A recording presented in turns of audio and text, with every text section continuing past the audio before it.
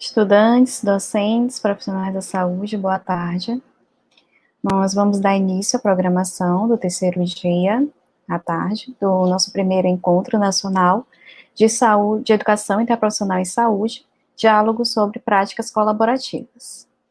E nós teremos agora a palestra denominada Trabalhadores do SUS como corresponsáveis e protagonistas da integração ensino-serviço. E para tratar sobre o tema, está presente a professora doutora Sara Fiterman Lima. A doutora Sara Fiterman Lima é enfermeira da Universidade Federal do Maranhão, ela é especialista em saúde mental pela Universidade Federal do Rio de Janeiro e em magistério pela Universidade do Selma. Ela é mestre em enfermagem e doutora em saúde coletiva pela Universidade Federal do Maranhão e professora adjunta da UFMA no Campus Pinheiro. Ela é enfermeira também efetiva no SEMUI, Secretaria Municipal de Saúde de São Luís, lotada no SAMU. Ela é coordenadora do PE de Saúde Interprofissional, UFMA Pinheiro. A principal área de interesse são os temas da saúde coletiva, saúde mental, cuidados paliativos, minorias sexuais e de gênero, urgência e emergência e a interprofissionalidade. Nós gostaríamos de informar a todos os presentes que as perguntas elas poderão ser feitas pelo chat e a nossa equipe da logística vai repassar todas as perguntas para a professora, respondendo nos momentos finais. A professora Sara, dou a você a palavra. Seja bem-vinda. Boa tarde, Amanda. Para mim é uma grande felicidade a gente estar chegando ao final do evento, né? Geralmente as pessoas chegam agradecendo o convite, mas assim, agradecer, porque agradecer a todos os participantes do grupo PET, porque nós estamos chegando ao final do evento, né? E a gente conseguiu dar conta desse desafio. Agradecer a todo mundo que está presente, aos palestrantes que nos ajudaram a dar vida a esse processo, e eu vou, então, começar a apresentar a minha fala. Bom, então, hoje a gente vai falar de um tema que é muito caro para a gente, né? A gente vai trabalhar com essa ideia de que os trabalhadores do SUS, eles são corresponsáveis e protagonistas da integração ensino-serviço. Então, antes da gente começar a discutir como que esses profissionais, eles são, né, corresponsáveis e protagonistas, a gente tem que tentar entender esse contexto. Por quê? A gente sabe que, embora, né, já seja bem difundido que o SUS é um espaço de educação, a gente percebe na prática que geralmente existem uns desencontros para isso. E também a gente percebe que quando existem encontros, né, a gente caminha muito bem. Então, a gente tem, desde a Constituição Federal de 88, a Lei 8080, 8142, né, de 1990, dizendo que a saúde é um direito de todos e um dever do Estado.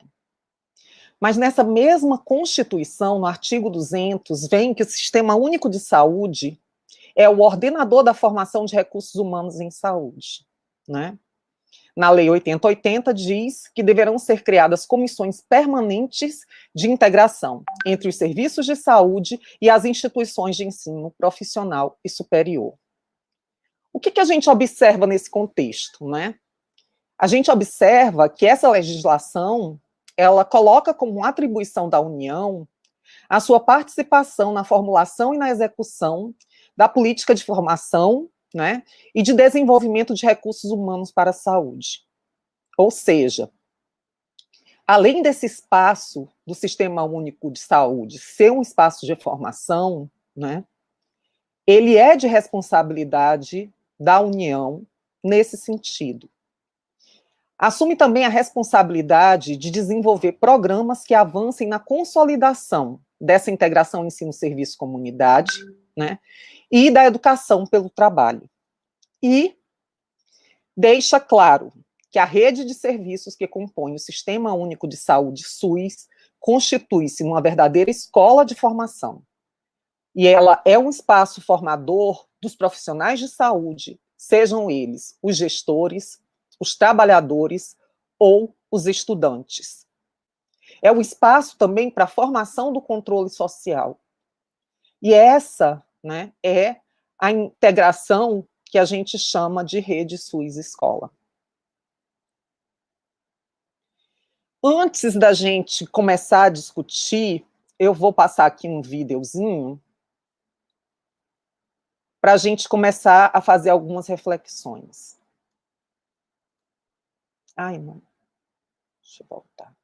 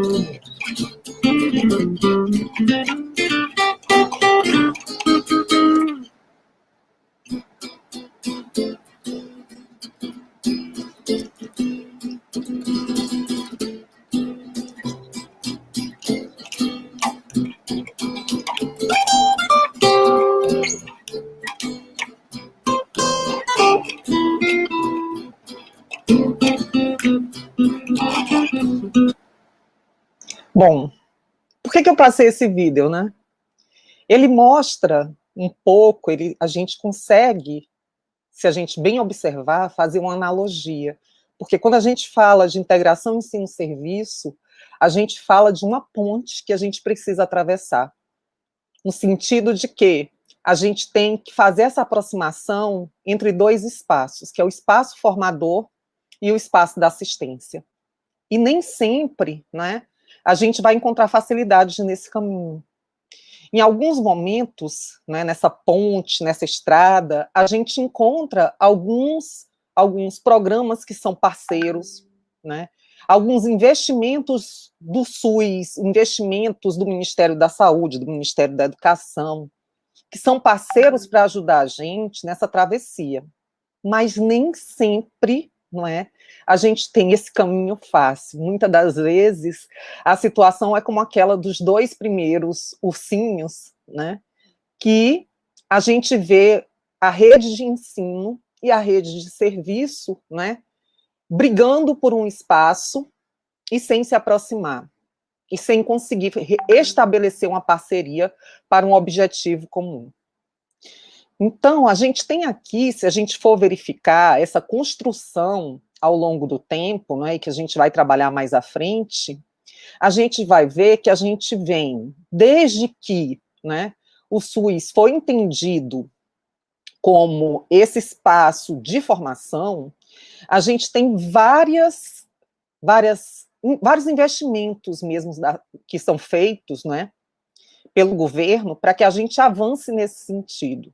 E aí a gente vem com a criação das CIGETs, com a questão da política de educação permanente, com esses programas que trazem para a universidade um protagonismo, mas ao mesmo tempo tentam, né, melhorar e ampliar a rede, que são os pró-saúdes e pet-saúdes, né, além de programas como o Provab, Mais Médicos, né, a proposta do COAPS, e aqui no final dessa retinha eu coloquei o PET Saúde, Educação Interprofissional, que começou em 2018 e que levou a gente a trilhar um caminho de integração ensino-serviço. Bom, então, em 2003, com a criação da Secretaria de Gestão do Trabalho e da Educação em Saúde, a gente tem um grande avanço. Por quê? Porque essa secretaria, ela tem por objetivo motivar e propor uma mudança na formação técnica, de graduação e de pós-graduação, ou seja, isso abrange todos os espaços de formação, né? E, além disso, ela tem esse objetivo de fazer um processo de educação permanente dos trabalhadores da saúde, a partir das necessidades de saúde da população e do fortalecimento do SUS. Ou seja, é uma secretaria que faz a gestão, né, desses espaços formadores e desses espaços de assistência para que a gente caminhe em termos de educação em saúde. Então, a Política Nacional de Gestão e da Educação de Saúde, ela já traz realmente esse contexto de integração ensino-serviço. Porque aí ela traz que o sistema de saúde é um espaço de formação, ela traz a educação permanente como um eixo transversal a tudo isso, né? Por que a educação permanente como um eixo transversal, né? Porque realmente ela vai ter que atravessar esse espaço, porque ela acontece nos serviços, mas ela tem que ser potencializada pela formação, né? E a regulação da formação profissional, que é a intervenção nos espaços de formação da graduação e da pós-graduação, sejam elas nos diversos níveis, né? Bom, então, todos esses investimentos, na verdade, eles buscam, né, um fortalecimento e uma qualificação desse sistema único de saúde. Por um lado, a gente tem um investimento na formação de novos profissionais, né? E aí na graduação a gente tem Pró-Saúde, PET Saúde, né? Dos cursos técnicos, né? E das residências em saúde. Por outro lado, a gente tem a qualificação dos profissionais que atuam no SUS através das ações de educação permanente, né? As ações de telesaúde, os cursos de especialização, atualização e aperfeiçoamento, o Mais Médicos, né, com o Provab, e tudo isso é atravessado por esse eixo de integração ensino-serviço. Por quê? Porque essa formação dos profissionais, ela tem que ser uma formação aproximada da rede de saúde, contextualizada nessa rede de saúde, né? E a educação, as ações de educação e qualificação do SUS, elas têm que ser apoiadas, né, por essa formação profissional. E aí também um outro investimento do governo que atravessa tanto a formação dos novos profissionais quanto a qualificação desses profissionais que atuam no SUS é o PROAD SUS, que a gente vai falar mais à frente, né, no que se destina. E aí a gente tem a Política Nacional de Educação Permanente. A gente, às vezes, tem uma compreensão equivocada desse termo educação permanente em saúde. É muito comum a gente observar que tanto no espaço do ensino quanto do serviço, as pessoas confundem, né, a educação continuada com a educação permanente. Com o surgimento da Política Nacional de Educação Permanente, né, que foi em 2004, atualizado em 2007, a gente tem que esses gestores passam a contar com um financiamento federal regular, automático, para que seja feita a educação em saúde. E isso é feito em repasse fundo a fundo. A gente também percebe que com esse financiamento, esses gestores eles vão ter condições de planejar regionalmente um projeto de curto, médio e longo prazo das ações de formação e desenvolvimento que sejam contextualizadas com a realidade local, com a realidade do sistema de saúde. Portanto, a educação permanente em saúde, ela visa promover processos que priorizem o ensino e a aprendizagem incorporados ao cotidiano do trabalho do SUS, na perspectiva da transformação das práticas profissionais. Vejam, assim como a educação interprofissional, a educação permanente, ela suscita a integração dos atores que estão no SUS, né? E esses atores, eles vão envolver alunos, eles vão envolver profissionais, eles vão envolver docentes. E esse espaço de formação, ele tem que ser discutido. Nós temos que promover uma educação com base no contexto real daqueles profissionais, né, para que a gente consiga transformar um processo de trabalho local. E as pessoas confundem muito e acham, às vezes, que a educação permanente consiste em dar palestras, aulas, né, exposições dialogadas. Não que não conte com isso, mas que tem que ir além disso. E aí, nesse contexto, a gente tem que pontuar, né, que a universidade ela tem um papel muito importante nesse cenário. Porque quando a gente fala dessa aproximação do espaço formador público e dos serviços de saúde, né, a gente fala de responsabilidades mútuas. Da mesma forma que o nosso espaço de assistência é um espaço para formação permanente de profissionais, né, as nossas universidades, elas têm que contribuir com esse exercício da formação. Elas têm que crescer em relação, né, à pesquisa e à extensão, sair dos muros da universidade e apoiar essa política nacional de educação permanente em saúde, para que a gente possa qualificar melhor o SUS enquanto espaço formador. Um outro programa que, embora seja criticado por algumas pessoas, mas tem contribuído muito para a qualificação desse espaço formador do SUS, né, é o Programa de Apoio ao Desenvolvimento Institucional do Sistema Único de Saúde, o PROAD-SUS, que surgiu em 2008, e que consiste num convênio fechado com instituições hospitalares de excelência, sem fins lucrativos, que passam a desenvolver projetos de educação, pesquisa e avaliação de tecnologia, gestão e assistência, utilizando, né, toda a sua competência em formação para qualificar e desenvolver o SUS em todo o Brasil. Então, são projetos que vêm trabalhando tanto no espaço da assistência, com a melhoria da formação dos preceptores do SUS, quanto no espaço da formação, né, que a gente tem muito investimento feito, por exemplo, para os programas de residência. Também a gente tem investimentos que são feitos em pesquisa e modificação dos processos de trabalho nos próprios serviços de saúde. Então, esse é um programa que atravessa esse contexto tanto do espaço formador quanto do espaço da assistência. Uma outra questão que a gente vê aqui, que surgiu, né, nesse espaço, foi o programa Mais Médicos, né?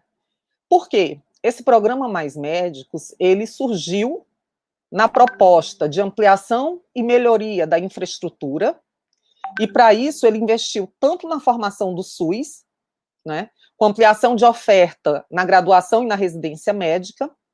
Hoje, por exemplo, muitos dos cursos da área da saúde que estão envolvidos no PET, eles são cursos da expansão que aconteceu desses cursos no programa Mais Médicos, né, e também uma mudança no eixo dos locais de formação, que é exatamente isso. A gente tinha muitos cursos públicos nos grandes centros, né, e foram criados alguns cursos em espaços de outros municípios dentro do contexto nacional. Além disso, né, ele investiu no provimento de profissionais nessa rede do SUS que serve, né, de espaço formador e aonde a gente tem preceptor, que é essa figura tão cara nesse contexto que a gente discute, né, de educação, ensino e serviço.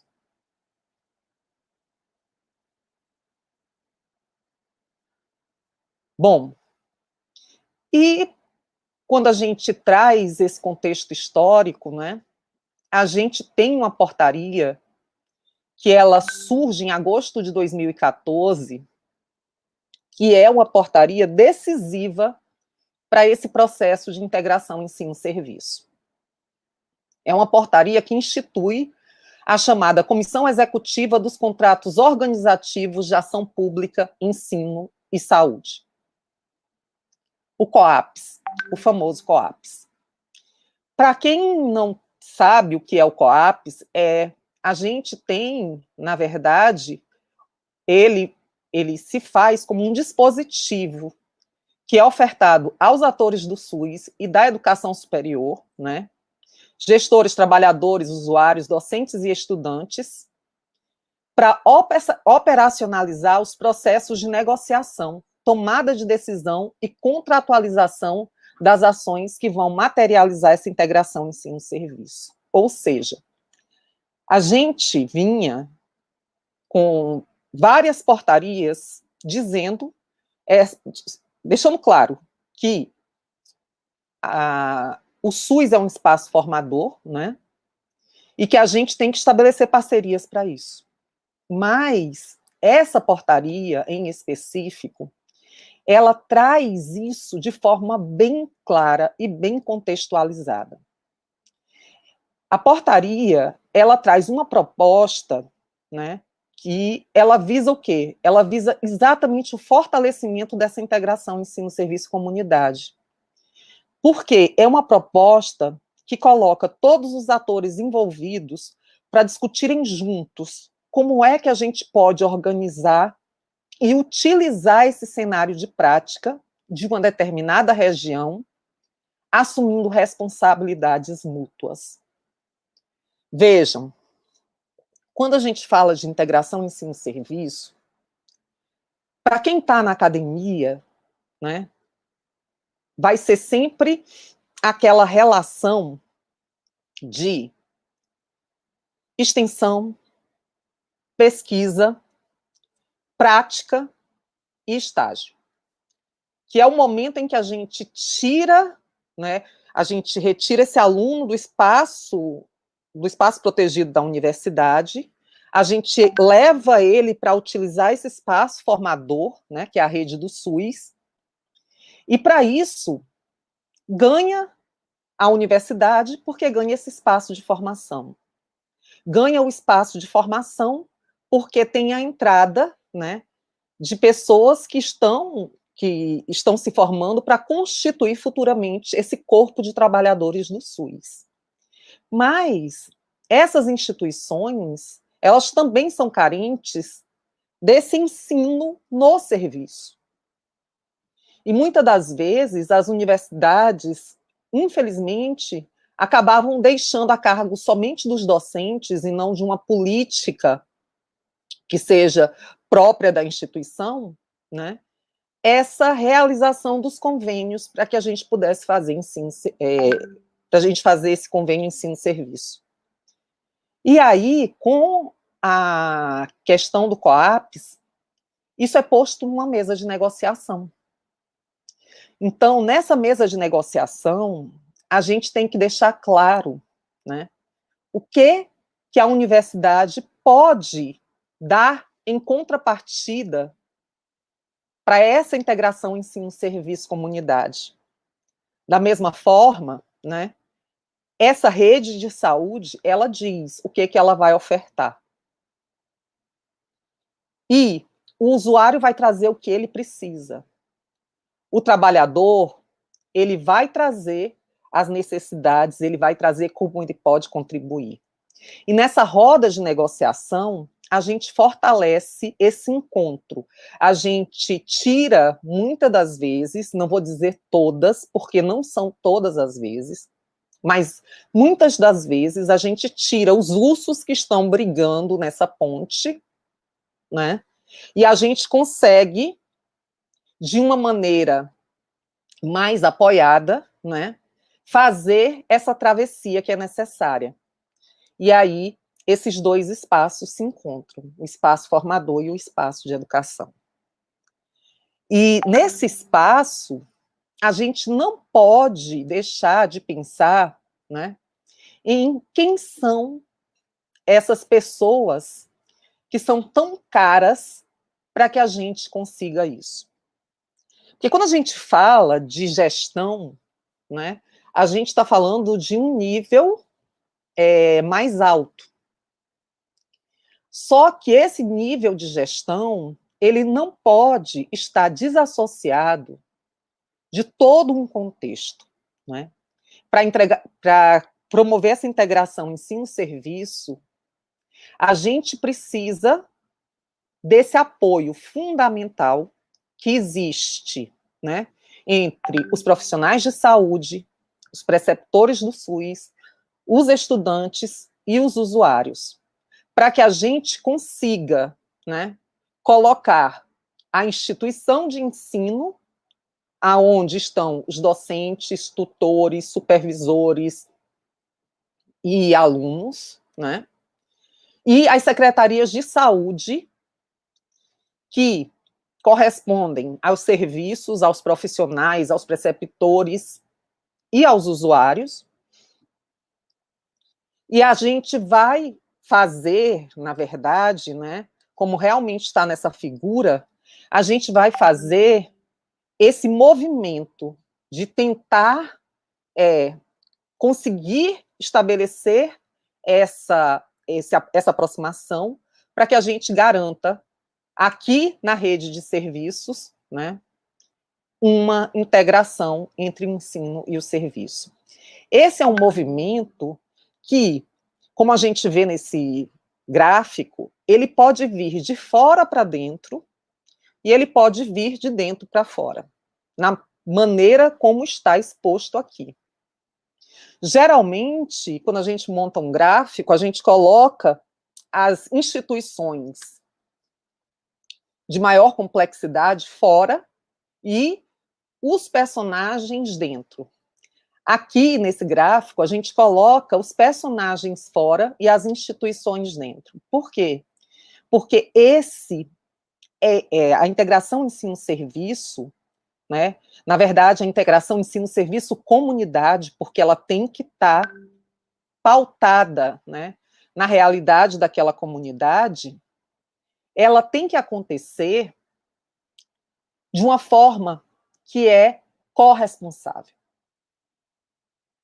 O usuário, ele tem que se sentir, né, beneficiado nesse processo, para que ele entenda que esse processo de integração ensino-serviço traz, né, traz questões de interesse dele. O estudante, ele tem que enxergar esse espaço de aproximação como uma grande oportunidade para que ele aprenda e para que ele contribua, né? O preceptor e o profissional de saúde, da mesma forma. Por que que o profissional de saúde está num espaço e o preceptor em outro? Porque a gente sabe que nem todos os profissionais de saúde, né, eles estão dispostos a se transformarem em preceptores. e a gente sabe que alguns já são preceptores. Mas, quando o espaço universitário entra na rede de serviços do SUS, eles, de alguma forma, eles vão interferir nesse profissional de saúde, seja ele, né, preceptor ou não. Esses preceptores, eles têm que também enxergar nesse processo, né, que ele tem algum ganho. Então, é preciso que a gente faça com que docentes, estudantes, aqui no lugar de profissional de saúde, a gente encaixa os docentes, né?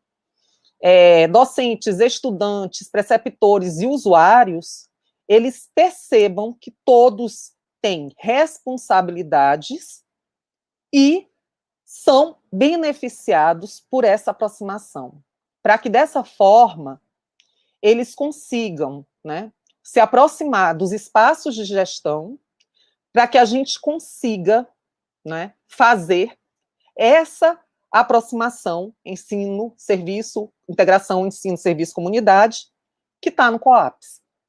Para isso, né, a gente vai contar com apoio das comissões, né, de todas as comissões do SUS, bipartite, tripartite, as regionais, enfim, porque esses espaços têm que nos apoiar nesse processo.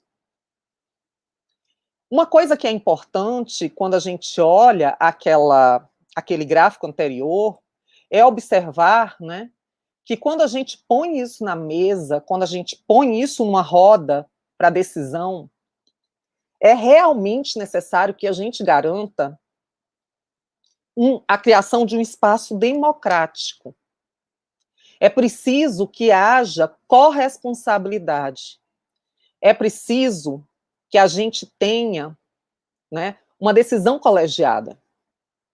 Aí, nesse caso, é preciso a gente possibilitar que nesse espaço, né, a gente tenha a inclusão e a participação de todos os envolvidos. Quem são os atores que nesse processo eles têm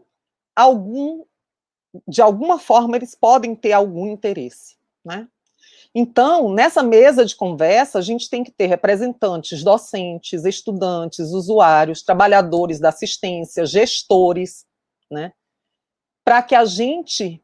E aí, quando eu falo da gestão, eu estou falando da gestão tanto, né, do espaço da universidade, né, das instituições de ensino superior, quanto das instituições de formação a nível técnico, as escolas técnicas do SUS, quanto, né, a os gestores da rede municipal ou estadual de saúde ou da rede federal.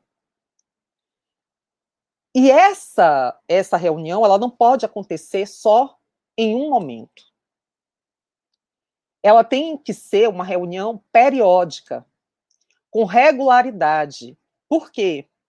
Porque esse espaço do ensino e esse espaço do serviço, né, o espaço formador, esses espaços formadores, eles vão sofrer mudanças constantemente. Então, os interesses, eles vão mudar de acordo com a realidade. E a gente precisa dar conta, né, da realidade como ela se apresenta naquele momento. Então, aqui a gente observa, né, que os trabalhadores da assistência, muitas das vezes, na condição de docente, na condição de estudante que está buscando essa formação, na condição de gestor, né, ele tem uma importância enorme para essa integração ensino-serviço. E aí, a gente, enquanto trabalhador do SUS, a gente enxerga o usuário como se ele estivesse na outra ponta. E é importante a gente lembrar que, ao mesmo tempo que nós estamos prestando serviço para o SUS, prestando serviço para o ensino público, a gente está na condição de usuário, a gente se utiliza desse SUS, né? Quando a gente tem lá na Constituição que a saúde é um direito de todos, a gente está incluso dentro desse processo, né? Então, existem os nossos interesses postos numa negociação, tanto no papel de docente, quanto de trabalhador, quanto de gestor, quanto de usuário, quanto de estudante. E, para isso, é preciso a gente definir quem são, né, esses representantes, para a gente garantir essa mesa de negociação. É fácil a gente estabelecer essa integração ensino-serviço? Não, não é fácil. Primeiro, porque a gente tem diferentes percepções dos atores envolvidos, né? Quando a gente começa a fazer negociações para que a gente monte, né, esse momento, para a gente estabelecer contrapartidas, a gente percebe que cada ator procura defender o seu espaço. É muito comum, por exemplo, e aí a gente tem que lembrar que a gente é ordenador da formação pública, mas também o SUS é ordenador da formação privada. Ele também serve de espaço de formação para as universidades privadas, né? E aí, quando a gente bota numa mesa de negociação,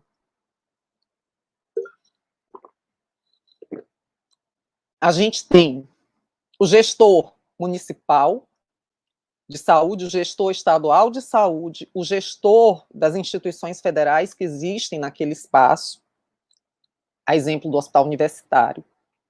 Aí a gente vai colocar as instituições de ensino superior, essas instituições, né, elas estão ali, por vezes, com representantes da instituição pública, por vezes com representantes da instituição privada.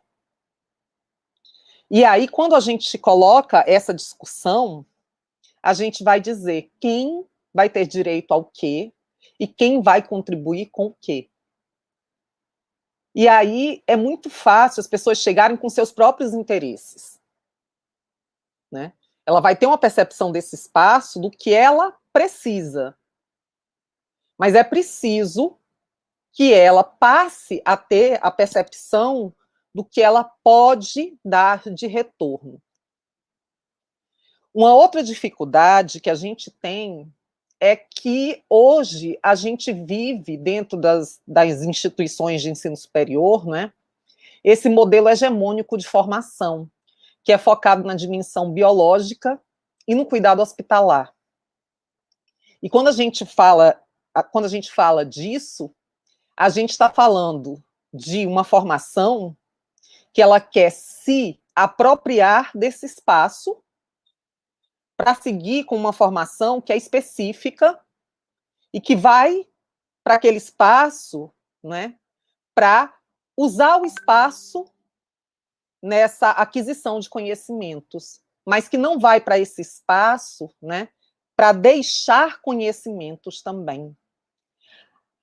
E isso acontece por quê? Porque além do modelo de formação ser esse modelo hegemônico, pautado, né, na uniprofissionalidade, pautado nas competências específicas, a gente vive, em muitos espaços, uma desarticulação entre as instituições formadoras e os serviços de saúde. A gente não tem, muitas das vezes, essa negociação. O COAPS, ele já é realidade em vários espaços, né, do Brasil. Mas a gente tem que ver como foi constituído esse COAPS. Porque o COAPS, ele não consiste, né, só em um documento assinado firmando uma parceria. Ele consiste, né, nessa negociação constante entre esses atores. Então, e aí isso leva a essa articulação tão necessária, não é, das instituições formadoras e dos serviços de saúde. Uma outra questão que a gente vê é que existe uma baixa valorização das atividades de preceptoria nos diferentes cenários do SUS. E, nesse sentido, as universidades públicas, muitas das vezes, elas se veem numa desvantagem. Por quê? Porque, muitas das vezes, os preceptores, eles são das universidades, então eles vão com carga horária protegida para estar naquele cenário, mas muitas das vezes esses preceptores são os próprios funcionários do serviço. E essa preceptoria, ela não é valorizada pela gestão, seja ela municipal ou estadual, né? E não existe uma política específica para valorização dessa preceptoria. Então, algumas universidades privadas, elas pagam ao preceptor. As públicas, elas não podem dar contrapartida financeira. Elas dão contrapartida em formação. E aí, às vezes, esse servidor, que já não é valorizado no seu papel de preceptor pelo gestor da saúde local, daquele espaço de saúde, né, ele ou se interessa pela preceptoria de um espaço formador privado, porque ele vai ter retorno financeiro, ele vai ter ganhos financeiros, ou ele não se interessa em ser preceptor. E esse é um ponto que, quando a gente fala da importância, né, dos profissionais de saúde na integração ensino-serviço, a gente está falando muito desse ator, desse preceptor, né, que vai acompanhar os alunos nesses cenários de formação do SUS, que precisa de uma política, né, local de valorização, para que a gente não vivencie no ensino público essa dificuldade.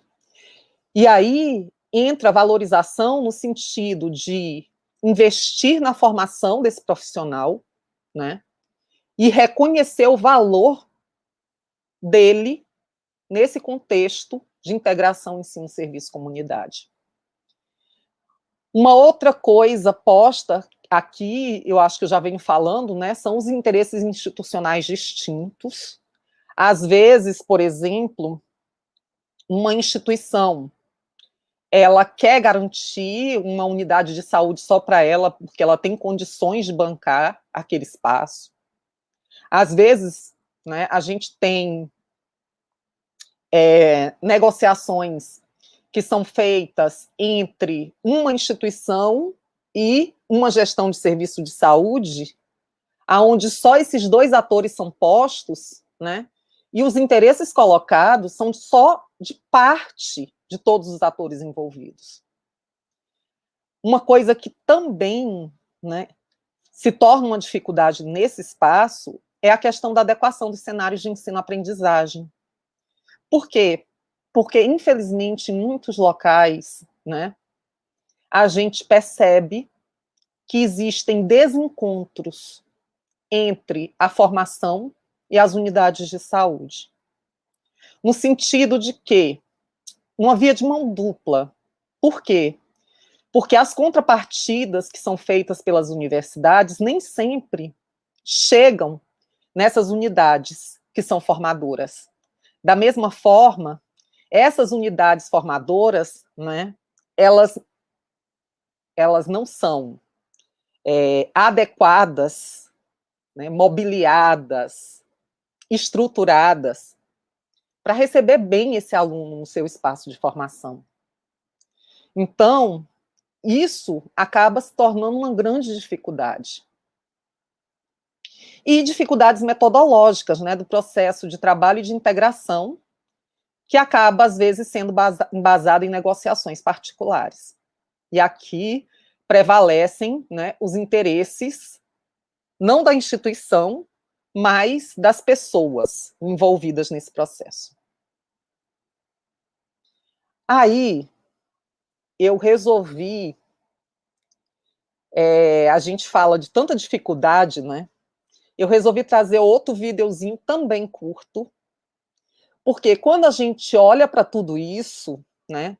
Quando a gente olha para essa negociação necessária com os diversos atores, e a gente, às vezes, se percebe que ela não está acontecendo da maneira correta. Quando a gente olha para a necessidade do aluno se formar contextualizado com essa realidade.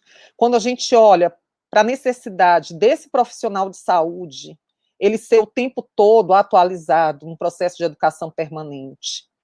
Quando a gente olha para esse espaço do SUS e para esse espaço universitário, que a gente percebe que eles têm que estar estruturados de maneira adequada para contribuir nesse processo. E quando a gente quer fazer acontecer a integração ensino-serviço, nós, trabalhadores do SUS, né, no papel de profissional docente ou de preceptor, a gente tem que ser um pouco, né, como esta mulher que a gente vai assistir agora.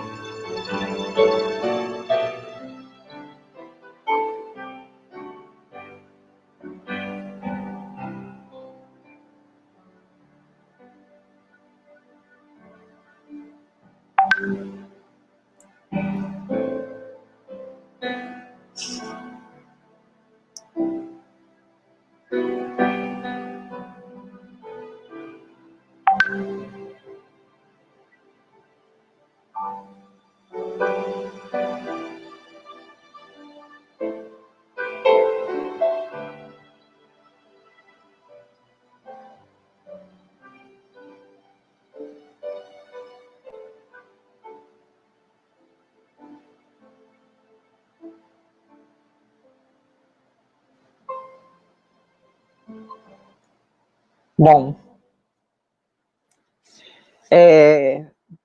esse filme, ele traz um pouco disso, né? Nós, enquanto trabalhadores do SUS, enquanto profissionais de saúde que querem ver essa integração ensino-serviço acontecendo, a gente, muitas das vezes, acaba tendo que ser como esta mulher, né, que trabalha muito para garantir isso, que não desiste, né, que muitas das vezes se sacrifica pessoalmente para que isso aconteça. A gente faz sacrifícios pessoais e que mesmo assim, né, muitas das vezes esses projetos, eles dependem de interesses que são diversos, e aí, às vezes, quando você está nesse processo de integração, né, a gente tem uma mudança de gestão ou uma mudança de interesse, e a gente se vê tendo que abrir mão de tudo aquilo que a gente investiu. Mas a gente tem que procurar uma outra coisa, uma outra forma, porque são esses atores que vão conseguir sempre fazer essa pressão para que a gente tenha a integração ensino-serviço. E quando a gente tem, né, a gente consegue garantir um movimento de ampliação e fortalecimento da formação em saúde, né? A gente consegue, com essa integração ensino-serviço, ter a indução de mudanças a partir da aproximação do ensino ao sistema de saúde. A gente favorece a diminuição da distância entre essa formação universitária e a realidade local e do SUS, e a gente desenvolve ações e projetos que vão aproximar objetivos pedagógicos das prioridades locais, né? Então, nesse sentido, só para a gente poder finalizar, o PET Saúde ele tem um grande papel, porque ele incentiva o preceptor do serviço, que está ligado à estratégia de saúde da família, a contribuir com essa formação. Ele incentiva o tutor acadêmico para que ele oriente seus alunos, né, nesses espaços da atenção primária à saúde, e ele incentiva o início da iniciação científica. Ele incentiva preceptores, docentes, tutores, alunos, né, a caminhar nessa aproximação. Se a gente for considerar, por exemplo, esse PET, Educação Interprofissional, essa versão da educação interprofissional, que se propõe a adequar os currículos de graduação, né, às diretrizes curriculares nacionais, mas enfatizando a interprofissionalidade dos atores, promover essa integração ensino-serviço-comunidade, com foco no desenvolvimento do SUS, e realizar o desenvolvimento da docência e da preceptoria. A gente se vê um pouco naquela história, né? Nós estamos tricotando há muito tempo. E isso fez com que todo mundo trabalhasse muito, tivesse seus sacrifícios, né? Para garantir um processo de integração ensino-serviço, mas, de repente, nós fomos, né, tomados por uma pandemia que cortou um pouco do nosso trabalho e a gente se adequou, enquanto preceptor, enquanto docente, enquanto tutor, enquanto aluno, para manter, mesmo que de maneira remota, não é, uma aproximação entre esses atores, essa aproximação, né, essa integração ensino-serviço.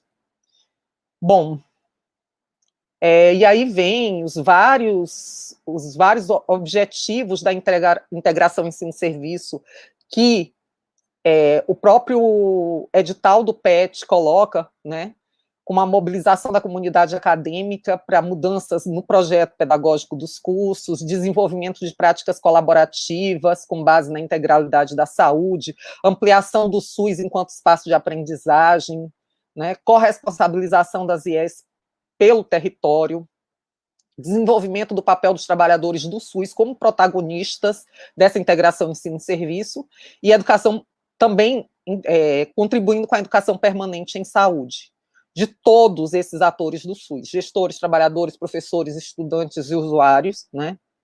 Por quê? Porque eles são o nosso potencial para o desenvolvimento de um trabalho colaborativo. Era isso que eu tinha para apresentar. Vou abrir agora para as perguntas, mas eu trouxe essa imagem porque quando a gente olha para essa imagem, a gente percebe, né, que cada um olha de um jeito, cada um enxerga de uma forma. Mas quando, né, a gente sabe o que a gente quer desse espaço, todo mundo vai enxergar do mesmo jeito. A gente vai trazer as diferentes visões, a gente vai conversar, e no final da roda, todo mundo consegue enxergar os dois camponeses, um velhinho e uma velhinha, um cálice, né, entre outras coisas. E aí fica a frase: nenhum vento sopra a favor de quem não sabe para onde quer ir. Nós precisamos saber para onde queremos ir nesse processo de integração ensino-serviço. Eu vou aqui interromper o compartilhamento e passar de novo a palavra para a Amanda. Professora, obrigada por essa excelente aula que foi dada para a gente, muitas reflexões. Tiveram várias perguntas aqui no chat. Vou levantar algumas. A Sara Cardoso, ela perguntou: professora, boa tarde. A graduação em gestão hospitalar está inclusa no PET, nos PETs, né? E quais as possibilidades de atuação do gestor para a real efetivação das práticas colaborativas nas instituições? Bom, o PET, ele se dá nessa aproximação, né, ensino-serviço. E esse gestor, né, ele pode, na verdade, ele pode participar do projeto no papel de um preceptor, ou até mesmo da coordenação geral do projeto, porque a coordenação geral do projeto, ela tem que ser indicada pela Secretaria Municipal de Saúde, né, e validada, indicada pela universidade, validada pela Secretaria Municipal de Saúde, ou, né, indicada e validada pelo serviço público, mas, assim, geralmente é quando esse gestor está na atenção primária à saúde, porque o PET, ele é realmente voltado para a atenção primária à saúde. E aí, né, como ele pode contribuir de diversas formas, porque ele pode contribuir como preceptor, e ele também pode contribuir, né, nesse papel de gestor colaborativo, né, um gestor que permite que a unidade seja um espaço de aprendizagem, né, um gestor que escuta, que compartilha das ideias, que apoia, né, todos esses projetos de integração ensino-serviço. Então, ele tem um grande papel. Mais alguma pergunta? Tem sim, professora. A Karine, ela pergunta: professora, como desenvolver uma relação positiva entre o ensino e serviço, quando muitas vezes o serviço não vê importância e não inclui o acadêmico? Olha, eu acho que a gente tem que mudar uma cultura, né? Por exemplo, o PET, ele é muito isso.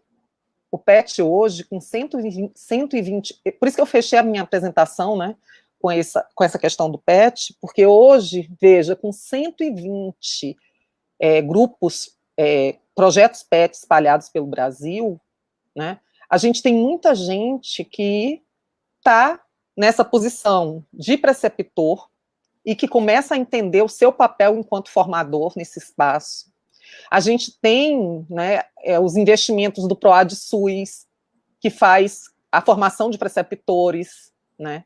A gente tem diversos projetos já da universidade, que são de integração ensino-serviço. A gente tem as políticas de práticas e de estágios curriculares, né, e extracurriculares, mas a gente precisa mudar uma cultura. E essa cultura, para que ela seja modificada, ela perpassa por essa situação de você colocar na roda para discussão cada ator desse processo, para que a gente traga quais são os nossos interesses. Então, o aluno, ele vai trazer para essa roda de conversa, né, que ele não é bem recebido, muitas das vezes, pelo profissional de saúde lá no serviço. E aí o profissional vai trazer para essa roda de conversa o que ele precisa para garantir, né, uma boa recepção para esse aluno. E aí o gestor, ele negocia o que ele pode dar. E assim a gente vai conseguindo vencer pequenas barreiras para a gente alcançar realmente esse espaço. Excelente, professora.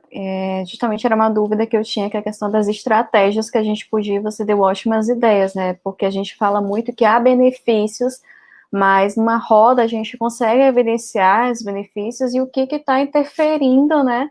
Para que não se enxergue esses possíveis benefícios que estão havendo ali. Tem outra perguntinha. O Josué, ele pergunta, há alguma barreira por parte dos profissionais das unidades de serviço relacionadas a essa barreira relacionada à integração, ensino, serviço, comunidade? Tem algumas barreiras que é de seu conhecimento, professora? E se sim, quais? Sim, eu trouxe até na apresentação, né? A gente não tem uma política de valorização para a preceptoria, a gente tem pouco investimento, às vezes, na universidade, nos projetos de extensão universitária, né? E aí, o que a gente percebe, por exemplo, é que, por exemplo, no ensino público, a gente não tem. Vamos botar no exemplo o PET. Eu estou insistindo no PET, mas é uma vivência que nós estamos tendo, e muita gente que está participando é integrante do PET, né? A gente hoje consegue garantir a participação do profissional de saúde, muitas das vezes, porque a gente tem uma bolsa, né? Quando a gente coloca essa vaga para o voluntário, não é todo voluntário que tem interesse. Então, existe na proposta do PET um objeto de valorização financeiro. É claro que a gente pode ter outros tipos de valorização, que não necessariamente precisam ser financeiros, né? A pessoa pode ter um ganho financeiro, ela pode ter o tempo de trabalho protegido para que ela seja preceptora, né? Ela pode ter o tempo de trabalho protegido para ela estar na educação permanente, né? A gente pode ter investimentos na formação desse preceptor. Agora, não existe uma política de valorização, e a gente encontra essas dificuldades, e o sistema público ainda, às vezes, mais do que o privado, né? Porque a gente não tem uma política, geralmente, de pagamento de contrapartidas para esses profissionais de saúde. E aí acaba, muitas das vezes, não sendo atrativo. Excelente palavra, é isso mesmo. A Karine pergunta também, professora Sara, como garantir que haja esse contato interprofissional entre serviço e ensino, quando os currículos de graduação ainda são majoritariamente tradicionais? Isso é um dos maiores desafios do PET, né? Porque quando a gente coloca que o objetivo do PET é não só com o espaço do SUS, mas com o espaço de formação para garantir a interprofissionalidade. Hoje a gente consegue, né, fazer uma ação interprofissional, a gente às vezes consegue, com o PET, levar essa formação para outros espaços, né? Mas é aquilo que a gente teve na primeira palestra do nosso evento. É preciso que as instâncias colegiadas, né, elas vejam a educação interprofissional. Eu até esqueci de botar aqui uma outra referência, né, para a integração ensino-serviço, que são as diretrizes curriculares nacionais para os cursos da área da saúde. Porque tem de cada curso e tem um documento que ele é para todos os cursos e que lá ele deixa bem claro que a gente tem que investir na interprofissionalidade no espaço formador. Algumas diretrizes curriculares de cursos que já foram revistas, como da medicina, já tem posto a importância da interprofissionalidade, né? Mas é preciso que a gente realmente tenha apoio desses espaços colegiados, que esses espaços de gestão da educação, esses espaços colegiados da educação, eles enxerguem, né, a importância disso, para que a gente consiga fazer a inserção dessa educação interprofissional no currículo. Excelente, professora. A Luciana de Jesus, ela pergunta, professora, como evitar esses estereótipos como profissional de saúde para uma melhor integralidade? Né? Então, há aqueles estereótipos que são formados, acredito que desde a academia, né, por parte do profissional de saúde, e como evitar que isso que foi desde a tua formação, evitar isso para que tenha uma melhor integralidade ali no serviço, ensino-serviço. A gente acaba vendo que tudo se encaixa nessa história, né? Porque quando a gente fala de evitar profissionais com uma ideia estereotipada do campo de prática, a gente está falando da intervenção na formação. Mas a gente também tem que intervir na educação permanente, por quê? Porque esses profissionais que já foram formados sobre essa perspectiva, né, eles precisam rever suas posturas. Então, a gente fala de educação permanente. Para que a gente tenha essas mudanças, a gente precisa do apoio da gestão municipal e da gestão das universidades, né? E aí, para a gente incluir isso nas universidades, para a gente incluir isso numa pauta, né, de gestão municipal, a gente realmente precisa, né, fazer esse movimento de negociação. Então, uma coisa vai puxando a outra nesse processo, mas a gente não pode esquecer também que dentro da universidade, às vezes a gente não consegue conduzir uma mudança curricular, mas a gente consegue fazer intervenções pontuais, né? Como a gente está fazendo agora nesse evento, como a gente fez, por exemplo, com um evento de simulação dentro da universidade, né? Dentro dos espaços de formação. A gente pode fazer esses momentos pontuais que, de alguma forma, já vão garantir, né, a interprofissionalidade na formação. De um espaço menor, mas já é alguma coisa. E vai trabalhar a multiplicação, né, dessa formação. Tem alguma outra pergunta? Eu vi alguns comentários também, que eu acho que são válidos de destacar. Eu acho que foi da Francisca que eu vi um comentário. A Amanda Lorena também fez um momento maravilhoso. Obrigada, professora Sara, por compartilhar tanto conosco. Tá aqui a Francisca. Pode voltar, meninas? Isso, às vezes o profissional, ele não tem um perfil de educador, e isso é determinante para o baixo aproveitamento dos alunos. Eu vi esse comentário e me trouxe uma grande reflexão, né, de que realmente a gente tem esse desafio, né, até mesmo no PET, quando a gente trabalha com os preceptores, é algo que eles falam, né, eu não tenho esse perfil de estar com o aluno, eu não sei como recebê-lo, como estar com ele, né, então traz essa ansiedade, e mesmo assim, alguns que estão há um ano no PET, eles ainda têm essa insegurança, né, e como trazer essa melhora desse aproveitamento, né, como fazer com que por vezes, essa integração ensino-serviço, ela é barrada por conta de achar que eu preciso ter esse perfil de educador. Deixando de ser aqueles grandões que estavam brigando para atravessar a ponte, né, e agindo como os dois pequenininhos que deram um jeito de se ajudar. Essa é uma via de mão dupla. A gente da universidade, a gente tem que garantir formação para esses profissionais, né? A gente tem que ajudá-los nesse sentido, e quando eles melhoram, né, em termos de conduta pedagógica, eles dão um feedback muito grande, porque ele acaba estando mais preparado para receber o aluno. E não deixa de ser um investimento de crescimento pessoal. É verdade. Próxima pergunta. O Josué, ele pergunta qual o impacto da parceria educação, ensino, serviço e comunidade para os profissionais que estão estagnados ou próximos a isso e também para os usuários do SUS. Bom, na verdade, aí a gente está falando, não é, de uma postura. Às vezes o profissional ele está estagnado porque ele não é incentivado, ele não é devidamente valorizado, né? Então, a gente tem que ter investimentos nesse sentido. E toda vez que a gente, e isso é muito importante, né? Quando a gente produz integração ensino-serviço, a gente melhora, muitas das vezes, os processos de trabalho dentro desses serviços de saúde. E quando a gente melhora o processo de trabalho, quando a gente conduz ao compartilhamento, é muito comum que as pessoas que não concordam com essa ideia, elas se sintam incomodadas no sentido de ou fazer parte, né, ou realmente se afastar.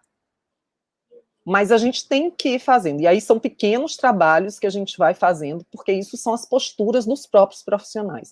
Após a graduação, nem todo profissional busca a educação permanente nem a educação continuada. Exatamente, e tentar entender que precisa casar os dois, né, não é só ter uma formação única, né, mas buscar os dois. A Leopoldina, ela fez um comentário, né, não é questão de perfil, e sim de preparação, né, daquele profissional. Exatamente. E ela continuou, né, que os profissionais, eles precisam de formação. Eles precisam, a gente precisa dessa via de mão dupla, né, porque a gente não pode partir do pressuposto que esse profissional, como eu estava dizendo, esse profissional que está estagnado, né, que ele não tem interesse em crescer. Muitas das vezes, o que falta é a oportunidade. E essa oportunidade, ela vem pela formação, né? Quando a gente consegue essa aproximação, a gente sempre tem uma mudança de processo de trabalho. E essa mudança de processo de trabalho, ela chama, né, essas pessoas para compartilharem essa ideia muitas das vezes. É isso mesmo. E, professora, acho que só para finalizar, né, quando você falou da questão da COAPS, né, desse contrato, eu fiquei pensando, né, tem algumas universidades que isso tem sido bem sucedido, né, e em algumas universidades a gente não consegue, às vezes consegue uma assinatura, né, então... Não consegue a comissão. Exatamente, né, então, qual é a diferença, né, porque uns se tornam bem-sucedidos e outros não, como a gente pode, enquanto PET, né, ou enquanto universidade, ou as pessoas que estão no município e estão assistindo, né, como eles podem trabalhar de forma com que isso seja bem-sucedido? Na verdade, né, a gente tem as comissões de integração ensino-serviço, as CIES, que estão no COAPS e que são de responsabilidade da gestão, geralmente ficam na responsabilidade da gestão estadual, né?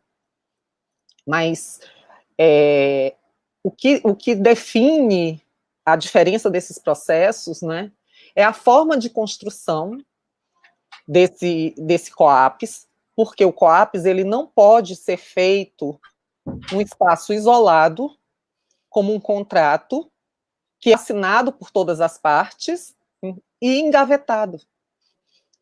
Ele é um processo de negociação. Você tem que levar todos os atores para um espaço para conversar e negociar. E essa negociação, ela não pode acabar. O COAPS não é algo que fica estagnado. Ele é algo que tem que sempre ser revisto por essa CIES, né? Então, quando a gente consegue criar o nosso COAPS de forma, numa cogestão, né,